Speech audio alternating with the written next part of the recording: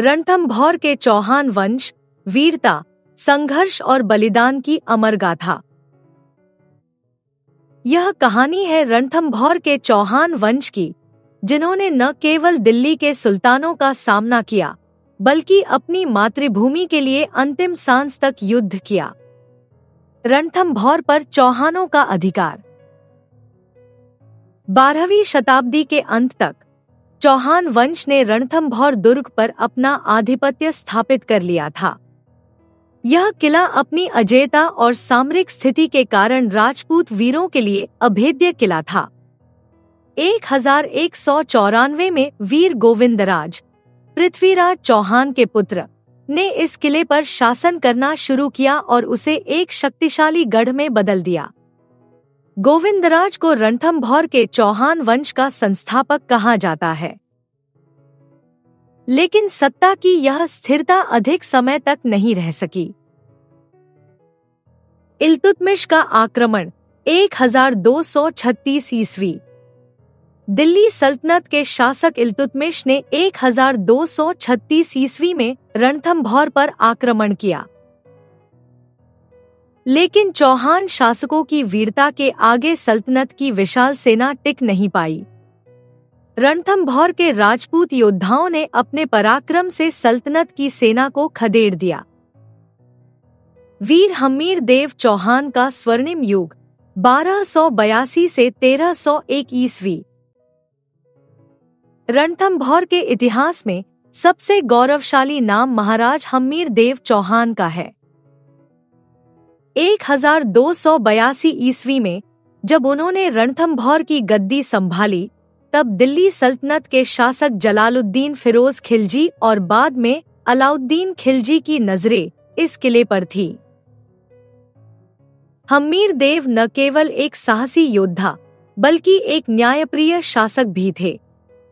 उन्होंने अपने राज्य में धार्मिक स्वतंत्रता, आर्थिक समृद्धि और सैन्य शक्ति को बढ़ावा दिया।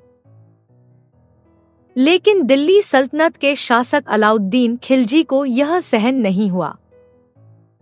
रणथंभौर पर अलाउद्दीन खिलजी का आक्रमण 1301 ईस्वी।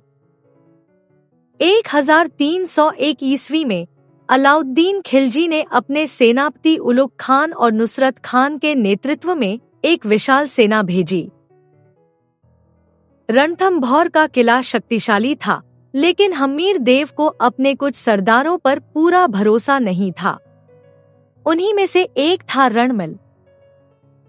रणमल एक समय हम्मीर का विश्वासपात्र था, लेकिन धीरे धीरे वह लालच और सत्ता के मोह में पड़ गया। अलाउद्दीन खिलजी ने उसे प्रलोभन दिया कि अगर वह किले के दरवाजे खोलने में सहायता करेगा, तो उसे उच्च पद और धन मिलेगा।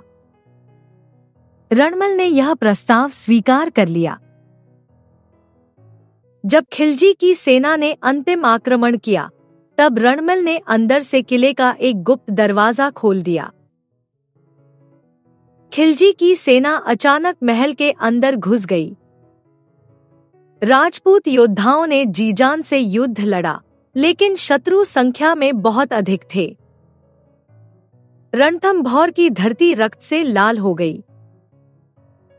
जौहर और अंतिम बलिदान। जब रानी और राजपूत महिलाओं ने देखा कि किला अब नहीं बच सकेगा, तो उन्होंने जौहर करने का निश्चय किया। हजारों वीरांगनाएं अग्निकुंड में कूद गईं, लेकिन शत्रु के सामने समर्पण नहीं किया। दूसरी ओर महाराज हम्मीर देव ने अपने अंतिम कुछ सैनिकों के साथ आखिरी युद्ध लड़ा।